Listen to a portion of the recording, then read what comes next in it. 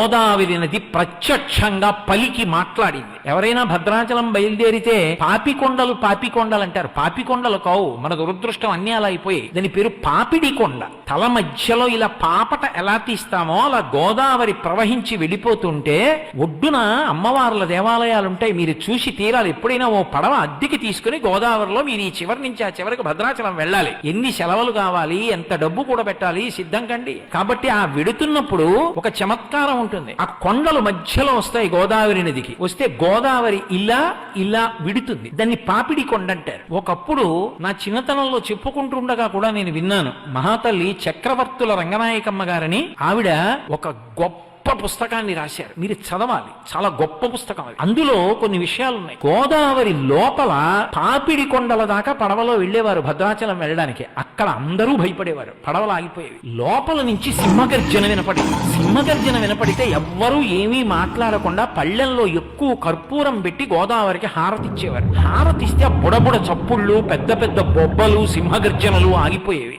ఆగిపోతే ఆ పక్క నుంచి పడవ భద్రాచలం వెళ్ళేది. ఏంటి ఎందుకు వస్తుంది ఇలా?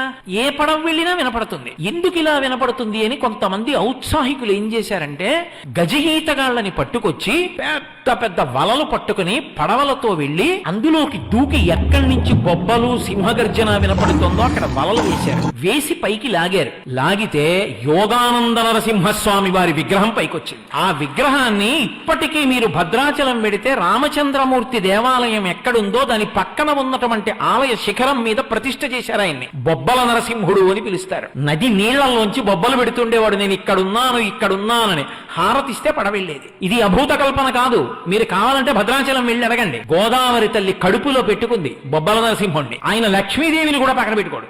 యోగానంద నరసింహుడు యోగంలో ఆనందం అనుభవిస్తూ ఉంటాడు. అందుకే అర్చనకి మరి సశక్తియుతుడైతే తప్ప కుదరదు. అందుకని లక్ష్మీదేవి ముద్ర ఉన్నటువంటి బంగారు మాడ ఉన్న హారాన్ని ఆయన మెళ్ళో వేసి అర్చన చేస్తారు. మీరు ఇప్పటికీ వెడితే చూడొచ్చు.